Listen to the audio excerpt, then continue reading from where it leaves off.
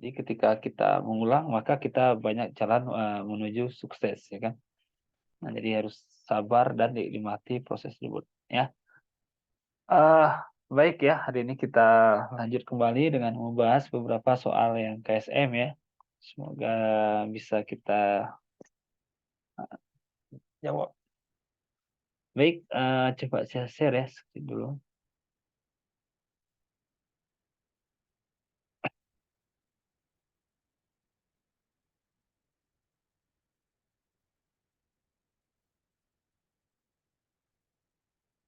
Gimana ini sudah nampak di layarnya? Sudah, Pak.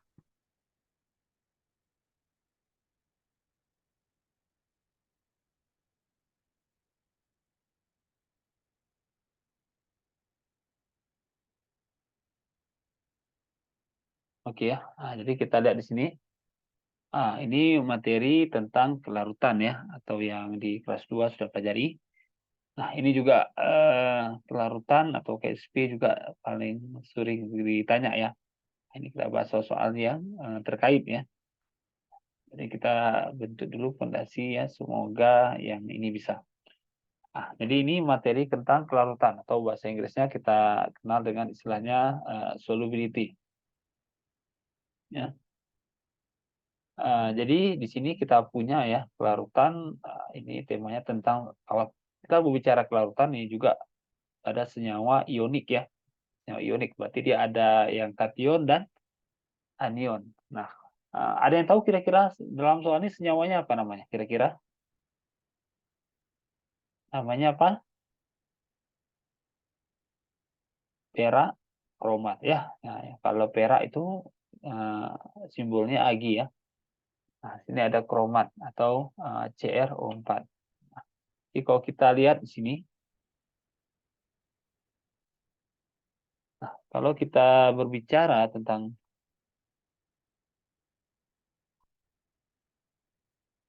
ya kelarutan ya.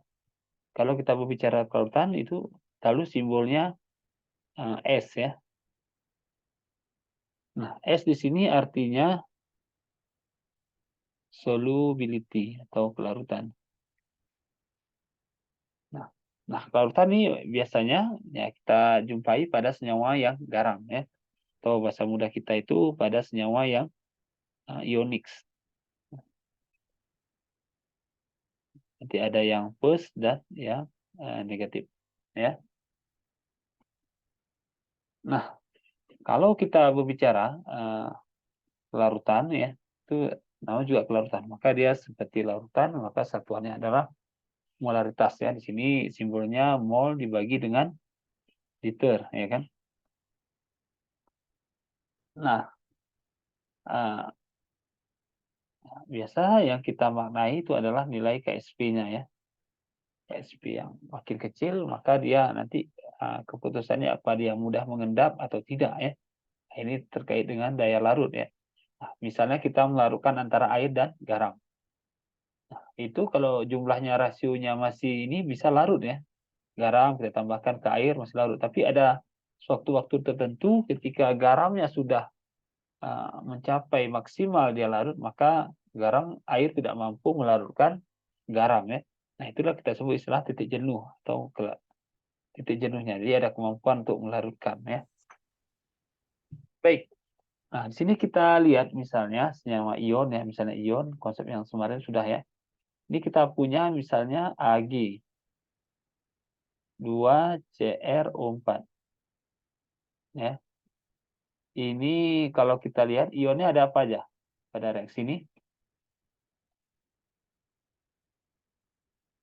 Ionnya ada apa? Ion apa aja di sini? Ada yang tahu?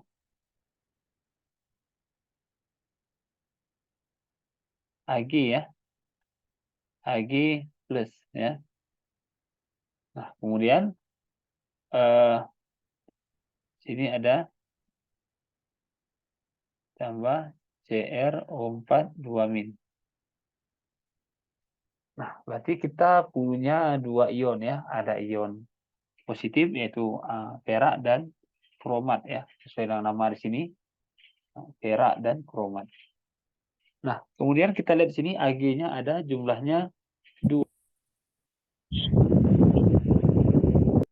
Nah, jadi kalau kita lihat reaksi kimia itu selalu ya, jumlah atomnya atau unsurnya selalu sama. Nah, katakanlah di sini S ya. Kalau kelarutan di sini S simbolnya, maka karena di sini koefisiennya 2, maka di sini 2S. Betul? Nah, di sini karena dia koefisiennya 1, maka di sini S ya. Sampai sini bisa dipahami? Bisa, Pak. Oke, baik. Nah, sekarang kita lihat, kita ditanya KSP. KSP. P-nya itu artinya adalah produk. Nah, produknya pasti dia kation atau anion ya. Nah, maka kalau kita lihat di sini ionnya ada apa? Ada Ag ya. Ag plus dan apalagi ionnya CrO4 -. Nah, begitu. Nah, kita lihat di sini ya. Karena Ag-nya koefisiennya 2, maka kita pangkatkan 2. Jadi dia sangat tergantung koefisien. Kalau di sini 1 ya. Nah, kita masukkanlah ganti ya. Ag menjadi 2S pangkat 2 dikali dengan S. Ya. Nah, yang di dalam kurung ini kita masukkan konsentrasi.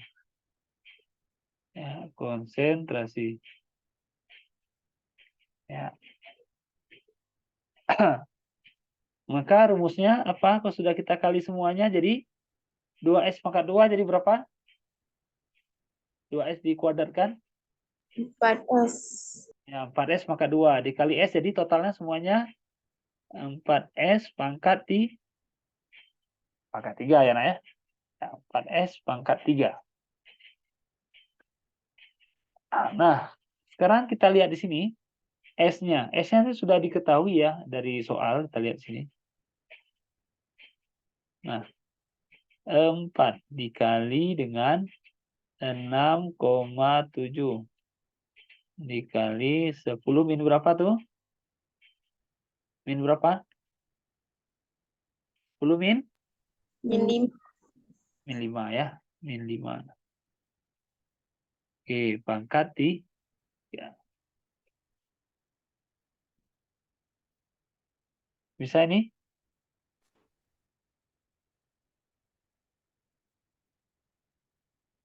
Bisa? Ya, baik. Kira-kira jawabannya berapa kalau kita kali?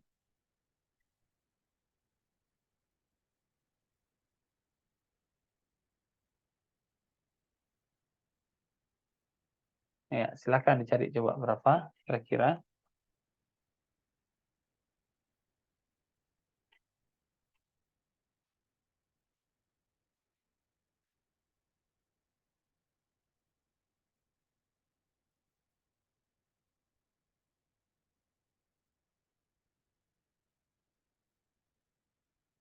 Ya, silakan dicari.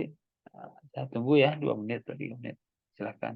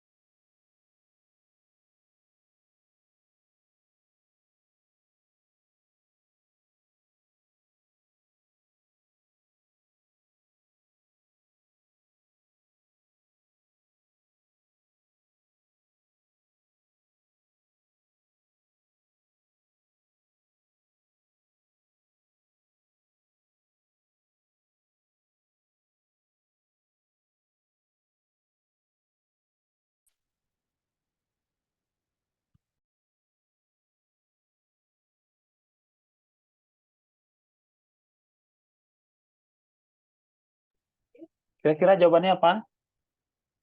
A, B, C, D.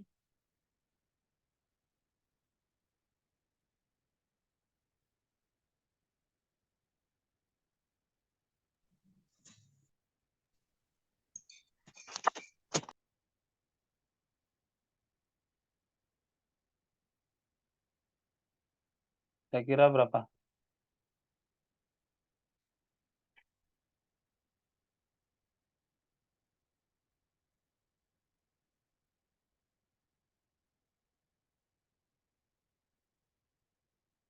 Berapa kira-kira? Yang sederhananya.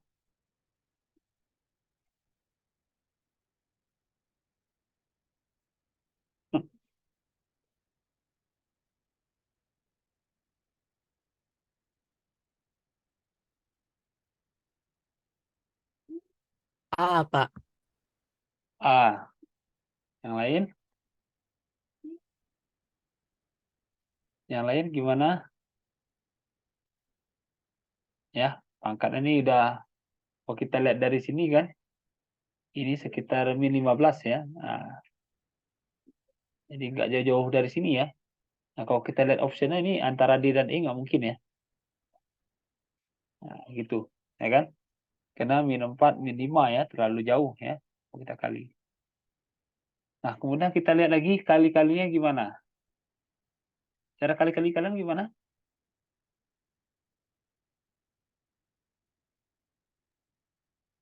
Saya tadi Pak itu kan 6 sama 10 pangkat min 5. Jadi kalau 10 pangkat min 5 kan paling dekat tuh sama 10 pangkat min 12 di sini.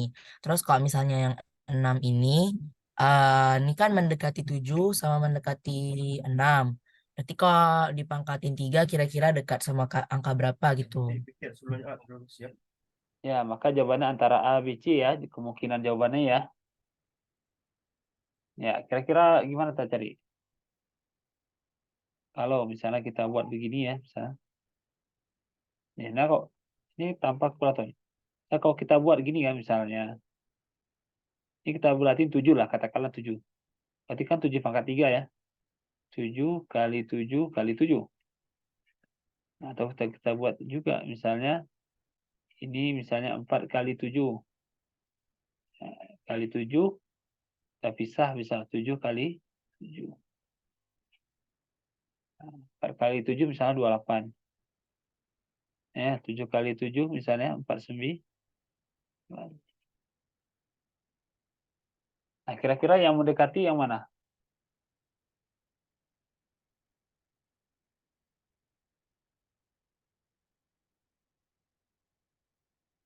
Yang mana jawabannya?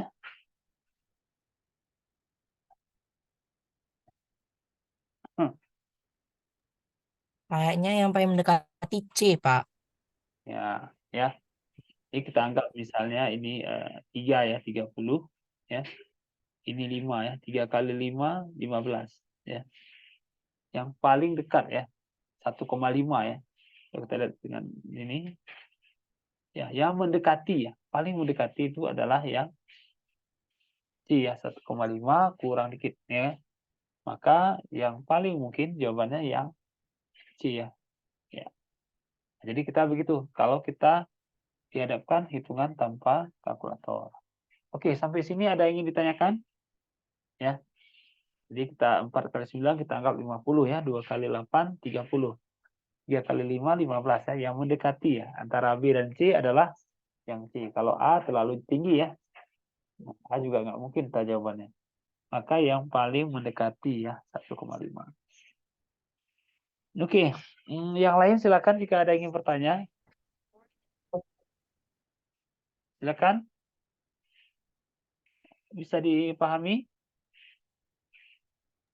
Pak, untuk yang apa cara cari yang untuk 4S pangkat 3 nih itu digabungin semua ya Pak, antar kan ya G2 CRO4S, terus CRO4 2 min S, terus kan yang 2 G plusnya 2S gitu Pak. Jadi ya semua nanti ditambahin terus dikali gitu Pak. Ya, enggak. S-nya kan 2 S ya. Jadi koefisien menjadi pangkat, Tegar. Kalau koefisien ini, Oh iya. nah, jadi kata kuncinya adalah koefisien menjadi pangkat ya. koefisien menjadi pangkat. Nah, itu dia. Ya, jadi di sini nggak ada ditambah ya, dikali ya. Tidak ada istilah tambah ya. Ya. Karena sering juga siswa tuh kadang-kadang terlalu semangat 4S maka 2 tambah S berapa ya. Makanya dia salah ya kan. Karena formulasinya itu dikali ya. Antara ion dan kati ini antara ionnya dikali bukan ditambah ya. Oke, yang lain silakan. Masih, Pak. Ya, yuk sama-sama. Oke, jika tidak ada kita lanjutkan ke soal berikutnya. Ya. Oke, silakan dicoba dulu ini tentang ini ya bagian dari elektrokimia ya. Oke, silakan dicoba dulu dalam waktu ya 3 atau 5 menit ya. Silakan coba nanti kita diskusi kembali.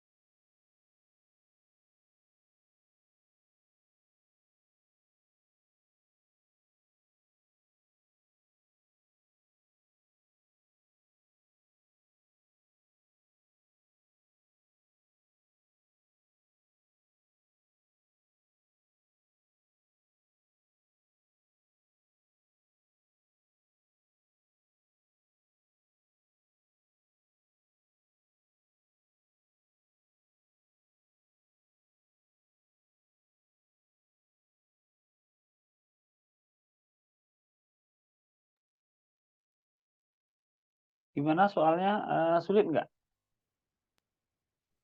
Kalau tegar tadi coba analisis pakai bahasa Arabnya Pak. Jadi Oh, eh, ini kan yang apa pernyataan kelima arti kata anzartukum pada di atas adalah petir yang menyambar. Tapi itu artinya itu salah karena anzartukum itu kayak memberi peringatan gitu setahu Tegar. Jadi menurut Tegar yang betul tuh yang nggak ada opsi kelima. Jadi yang A 1, 2, dan 3. oke, ya. Baik ya. Nah, jadi kalau kita lihat soal KSM ini memang bisa banyak kita inilah keuntungannya kalau di soal kimia ini. Jadi yang membuat soalnya memberi juga peluang yang ada hafalan Quran, ada yang tahu sedikit bisa menjawab ya. Ada kayak Tegar yang tadi ya. Jadi emang ini suatu kalau kita udah ngerti ayatnya, ya ini ya, memudahkan kita ya. Nah, jadi kalau kita lihat memang kalimat anzar tukum ini memang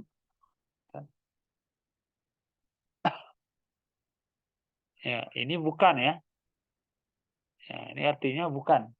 Bukan petir yang menyambar. Artinya apa? Yang nomor 5 ini salah. Maka ini baik sekali ya. Nggak perlu kita cari sebenarnya. Baik ya. Kalau 5 salah, maka kemungkinan jawabannya cuma A ya. Kan analisa seperti itu, betul? Iya Pak. Ya. Jadi, nah ini kalau kita berpikir ya. Jadi tidak seperti sulit ya sebenarnya soal KSM ya. Nah, jadi coba sekarang kita lihat yang pernyataan yang kita inilah. Kita cari misalnya muatan listriknya. Sini kita ajang belajar ya. Nah, jadi kalau kita mencari rumusnya muatan listrik ya, ini sama. Misalnya rumus kemarin apa? UI sama dengan apa tadi? AR ya. AR kali I kali T. Ya, dibagi uh, N dikali dengan F ya. Nah, Q kali T ini bisa kita singkat arus dikali waktu itu namanya muatan listrik ya. Nah, muatan listrik.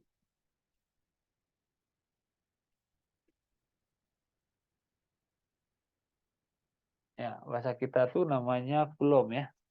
Nah, kalau kita mencari Q jadinya rumusnya apa? W kali N kali F dibagi dengan AR ya. Nah, W di sini kita lihat yang dihasilkan, W di sini ada 820 gram ya. Nah, PB yang di sini, kalau kita lihat di senyawa di sini, PbO2. Berarti muatan PB berapa? Ada yang tahu nggak? Kita menghitung bilox berarti oksigen itu berapa? Oksigen min 2. Maka bilox PB 2 kali 2 ya, nanti artinya 4 ya. Maka di sini N-nya ada 4 ya, dikali dengan ya. Kemudian kita bagi AR-nya 207. Kira-kira Q-nya berapa?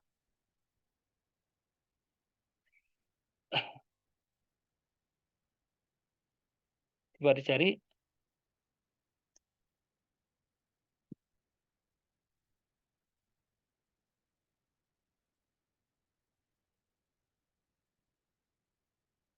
Kira-kira berapa deh jawabnya?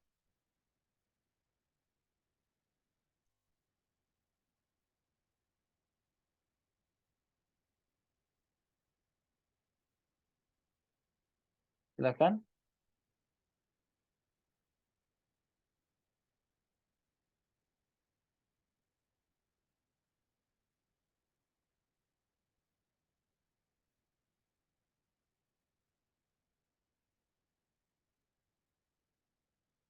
Silakan di sini. Ya, sorry ya di sini muatan PB-nya ya. PB kita lihat di sini aja. PB di sini PB 2 plus ya. Ya, maka di sini kita ganti ya. Jadi W-nya 2 ya. 2 ya. Maka kira-kira hasilnya berapa? Q-nya kira-kira. Bisa dicari? Tegar dapatnya 1,5 kali 10 pangkat min 5 sekitar tuh Pak. 1,5 ya. Baik. Kalau kita lihat cari angka mudahnya gimana nih? 820 jadiin 800, 207 jadiin 200, terus 800 sama 200-nya dicoret. 200 kali 2. 800-nya jadi 800-nya jadi 4. Terus Ya. 200-nya jadi 2. 1. Enak nih. Coba lihat, coret-coret ya. 8 kali 7 berapa tuh? 9 kali 7, 8, 7 ya? Iya, Pak. Tidak benar. 10 pangkat 5 ya, karena ada pembagian ya. 7 lebih dikit ya. Betul kan? Iya, Pak. Ya, maka pernyataan 1 benar. Ya kan? Nah, yang nomor 2, ini dari ayat 13. Ini benar ya. Nah, jadi kita cek ya, jawabannya yang A ya. Dari tadi kita dapat juga bahwa 5 ini salah. Nah, kalau kita mau cari misalnya satu lagi daya listrik apa? Apanya tadi? Arus ini selalu waktunya tadi berapa dapatnya?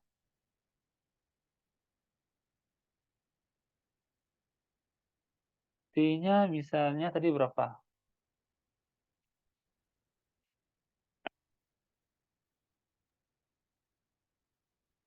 Nah, kalau ditanya waktunya, rumusnya apa? Q tadi apa rumusnya? Kalau kita cari ya, Q misal sama dengan I kali T. Berarti kalau misalnya cari I, Q per T. ya I kali T. Karena ditanya T ya, maka Q dibagi dengan arus ya. Nah, kita balik di sini. Q-nya tadi sudah dapat 7,6 ya. Dikali 10 pangkat 5. Arusnya ada nggak? Harusnya 1 ampere. Ya, arusnya 1 ampere. Oke. Bagi 1, berarti sama ya. 7,6 kali 10 pangkat 5. Ya, ini masih dalam satuan apa tadi? Detik ya. Detik, Pak. Nah, kita konversi ke Jam. ya, jadi gimana caranya? Dari detik ke jam.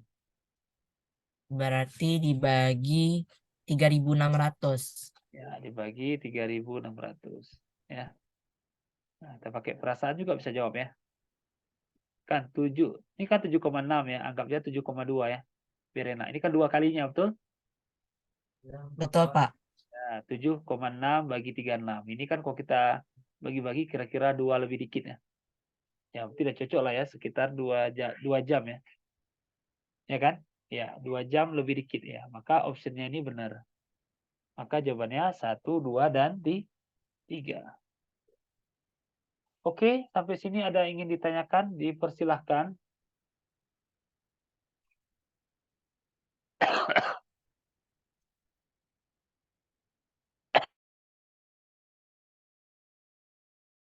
Yang lain silakan ya, jika ingin bertanya mungkin terlalu sulit. Ya, mudah-mudahan nanti keluar lagi ya, seperti ini. Di KSM-nya, jadi sudah ada gambaran ya, yang paling diganti senyawa atau unsur yang lain. Ya, silakan yang ingin bertanya. Yang lain udah paham belum? Miratul, Nisa, yang lain? Ini diam bisa nih, diam bisa atau diam pasrah nih? Gimana? Bisa dipahami? Bisa, Pak. Sulit nggak? Nah, jadi cara berhitung selalu begitu ya, gunakan angka-angka yang kita modifikasi ya secara sederhana ya. Nah, jadi begini, ya. Jadi 800 jadi 2 ya. Nah, supaya kita gunakan ya, yang sederhana lah. Baik ya, jika tidak ada pertanyaan kita lanjut ke soal ya berikutnya. Ini juga jangan lupa ya, rumus muatan Q sama dengan I kali T ya. Nah, baik, kita lanjut ke soal berikutnya ya, dipersilahkan. Coba dulu 2 atau 3 menit ya.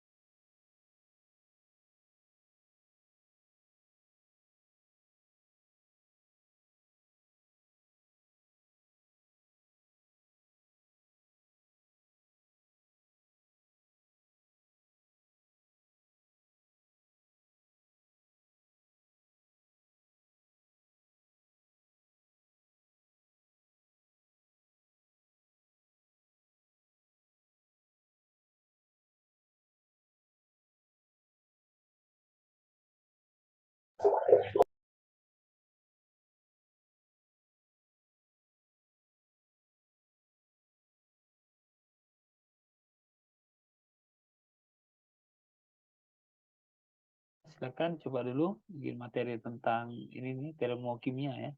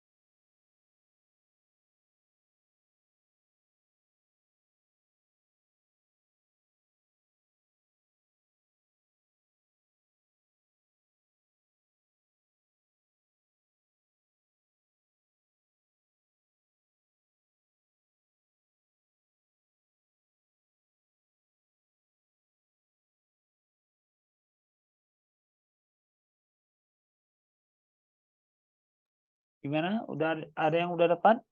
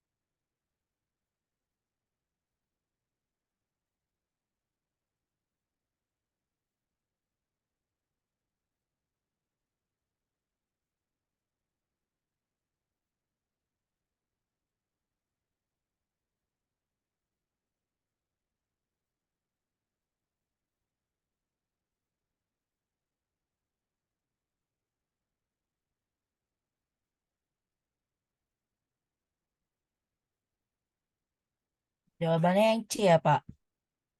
Oke. Oke. Baik, yang lain gimana? Sudah ada jawabannya? Baik ya. Mungkin ini kita bahas bersama ya. Nah, ini materinya terkait dengan termokimia ya. Nah, dari dalam termokimia kita mempelajari tentang panas ya dalam suatu reaksi. Jadi panasnya bisa dilepas ya atau diterima. Jadi nanti ada delta H entalpinya ya. Ada yang exo. Ini biasa tandanya negatif ya, exotherm yang melepas atau yang menerima ya. Delta H-nya biasanya entalpi ya. Positif istilah kitanya itu endotherm ya. Nah, kemudian dalam reaksi kimia yang namanya ada delta H itu banyak ya penguraiannya. Ada delta H karena reaksinya misalnya gini. Ada delta HC. Berarti C ini artinya pembakaran. Berarti reaksinya pada reaksi pembakaran, combustion ya. Kemudian ada lagi delta HF. F di sini artinya pembentukan atau eh,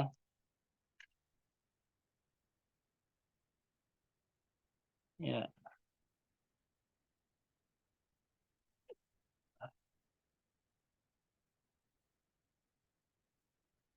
F di sini artinya pembentukan ya, formation. Ini maaf ya, saya matikan kameranya biar ini jaringannya sebentar. Kemudian ada delta HD ya. D artinya penguraian.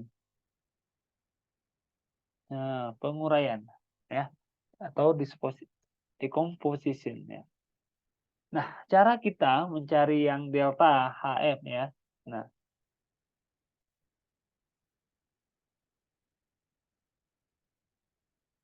itu artinya apa? Yang total delta H yang diproduk ya. Produk itu kita kurangkan dengan entalpi yang ada di total entalpi di reaktan. Nah, maka kita perlu menghitung dulu entalpi di produk dan reaktan. Nah, pada reaksi kita ini kita sebut dengan produk. Produk ya, yang di sebelah kanan. Nah, yang di sebelah kiri itu kita sebut dengan reaktan. Ya. Nah, jadi yang kita masuk ini yang ada diketahui. Oke, sekarang kita lihat delta H di produk ya.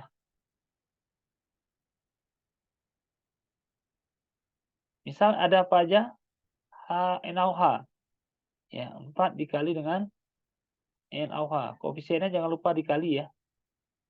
Berarti karena 4, ada 4 koefisiennya dikali. Jumlahnya berapa? NaOH harganya? Min 426. Ya. Oke. Nah, hasilnya mungkin sekitar 1600-an ya. Ya. Nah, kita hitung kasar aja. Nah, kemudian kita hitung delta H dari reaktan. Nah, ya.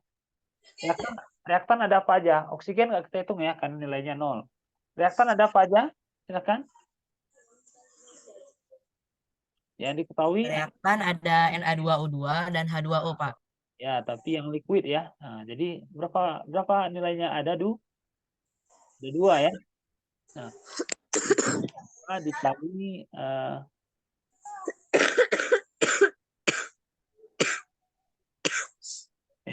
hasilnya 550. Ya, ya, sekitar 600 lah ya. Nah, kita hitung kasar aja. Kemudian ada lagi N2O2 ya. N2O2. Ya, ini ada berapa jumlahnya? Ada 2. 862. Oh, dikali berapa? 500 ya. Untuk itu udah cerita dengan sama. Ya. Jadi, ya.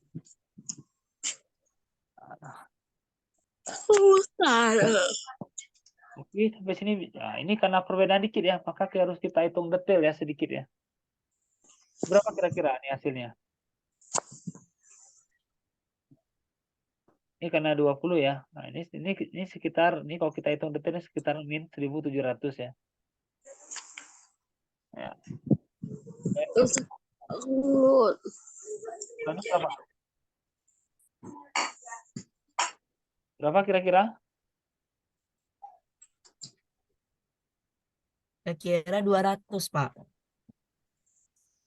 Berapa? Tadi saya membulatkan yang data entalpi H2O, saya bulatkan ke 250, Pak. Ya, satu.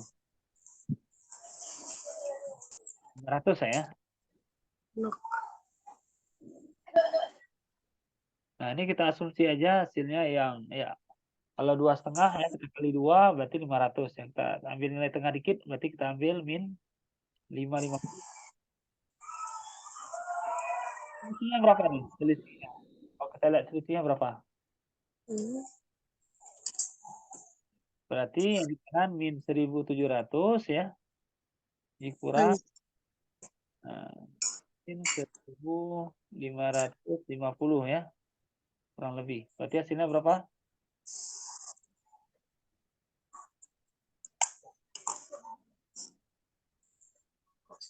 Minus 150. Di sini bisa ya. Nah, jadi kalau kita tulis reaksinya ya 2 Na2 ya.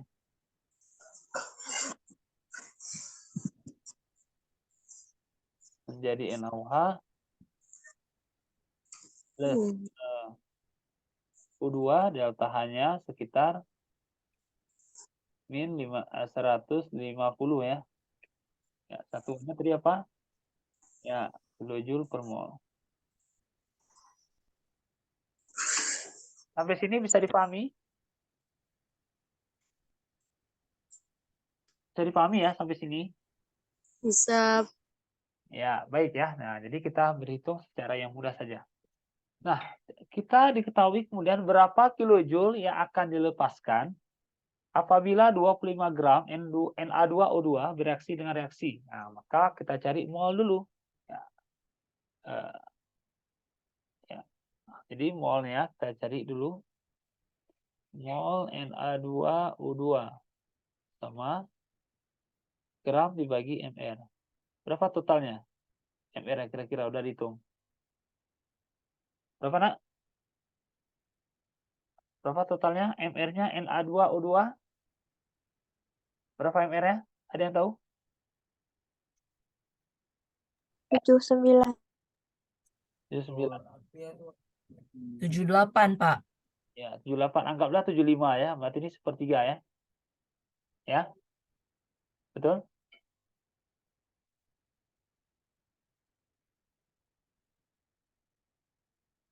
Betul? Ya, sepertiga mol.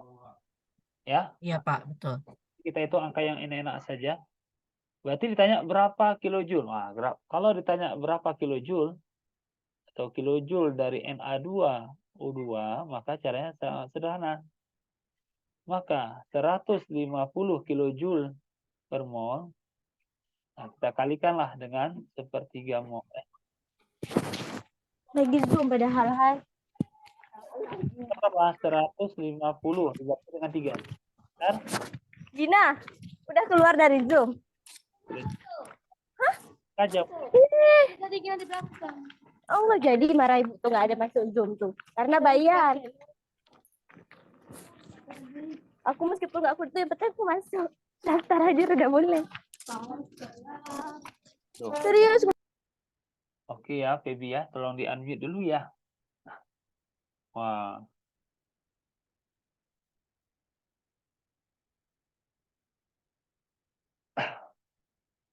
Boleh?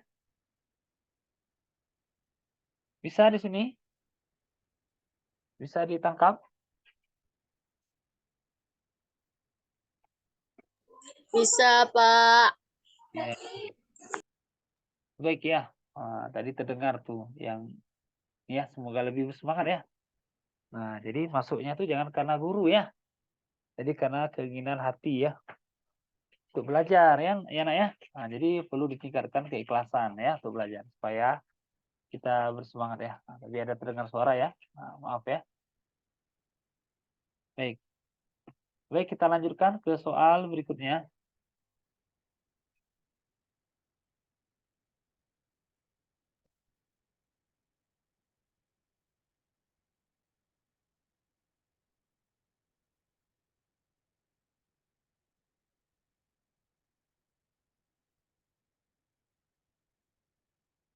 Oke, kita masuk ke soal berikutnya.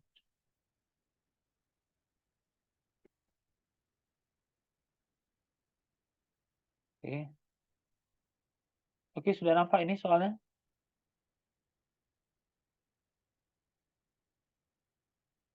Sudah nampak nih soalnya? Sudah, Pak. Kan, sudah ada berhitung ya. Kita kasih 2 menit ya untuk mencoba. Silakan.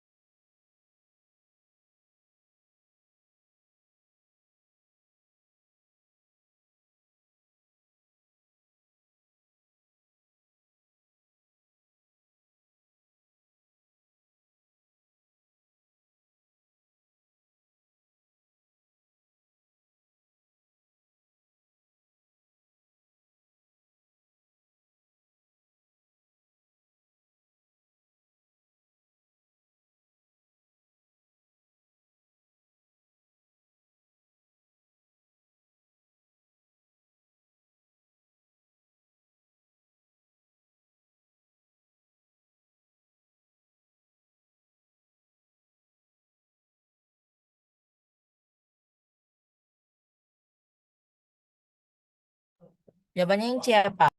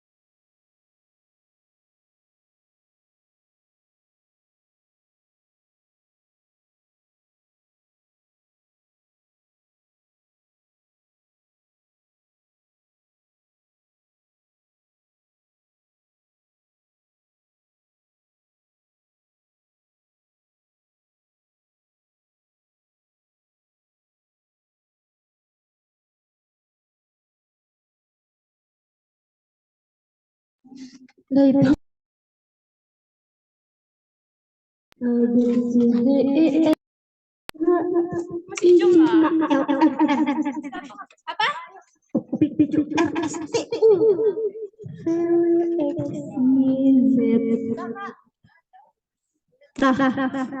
Kayak mana kan? Begini kok. Hah? Nggak bisa hidup ini ya, kayak mana? Kecil kali. Ada yang kecil cuman. Itu kecil kali cuma suaranya. Udah habis pesannya. Kayak begini Kak. Ini mana? Iya, udah habis.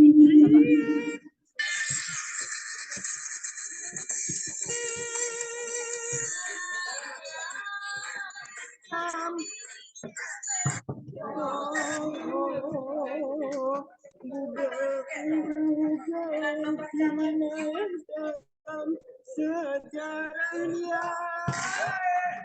kecil kali suaranya?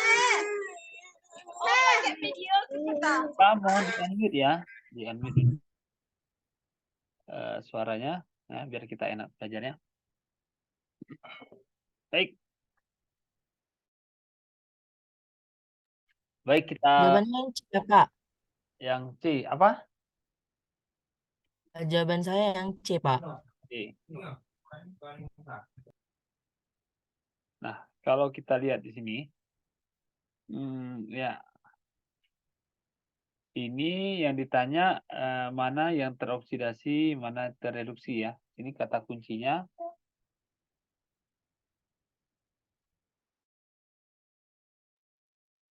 Baik ya, di sini kalau kata kuncinya untuk menjawab soal ini kita harus pahami dulu deret volta ya. Nah, deret volta. Jadi kalian harus juga memahami deret volta ya. Itu bisa dihafal ya, dicoba.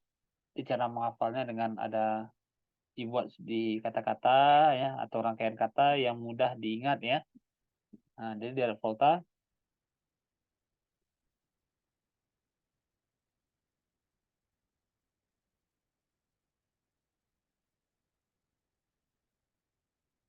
ya.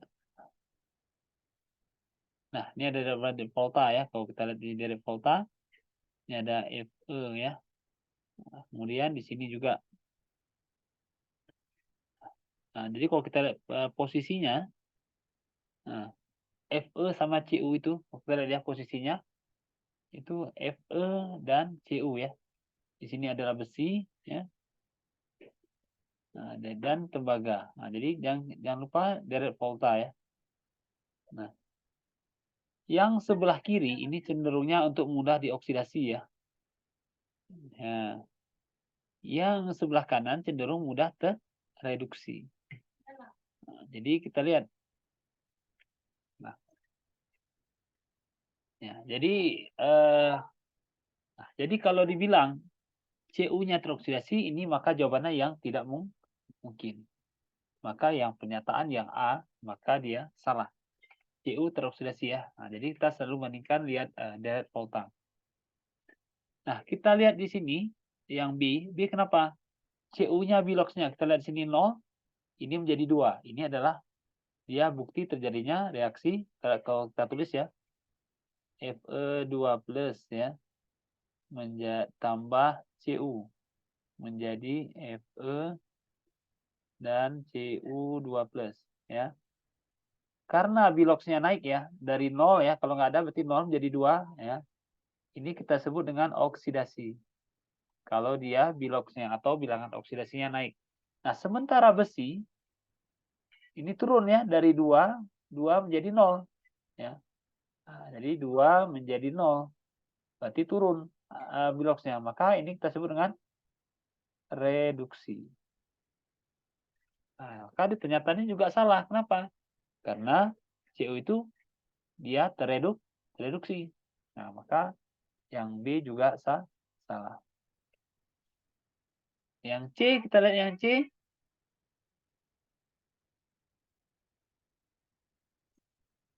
Nah, kalau kita lihat yang C, maka besi lebih mudah tereduksi, betul?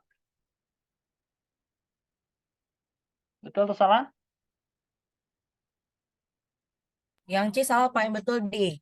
Ya, yang C salah. Karena besi tadi apa? Teroksidasi. Maka ABC salah. Kita lihat lagi. Kalau kita ini nggak paham, gampang. Kita lihat yang E, yang mudah. Cu terlarut. Nah, dan besi mengendap. Nah, ciri-ciri yang mengendap, yang lebih mudah mengendap itu biasanya yang orang yang mudah, zat yang mudah tereduksi. Nah, kalau dia mudah tereduksi, maka dia mudah mengendap. Nah, kalau teroksidasi tidak. Nah, di sini yang mengendap apa? Seharusnya Cu. Maka yang ini juga salah. Maka yang benar yang D ya. Nah, atau kita bisa juga yang D kenapa benar? Kita lihat dari segi deret ya. Semakin dia deretnya makin kiri, maka nilai E-nya semakin minus ya. kecil. Makin dia ke kanan, ya, maka nilai potensial selnya semakin besar, ya, atau positif. Ya, ini makin kecil, karena makin besar. Ya, berarti logikanya apa? CU lebih besar daripada FE. Nah, ini benar. Ya, kita lihat dari segi selnya, ya.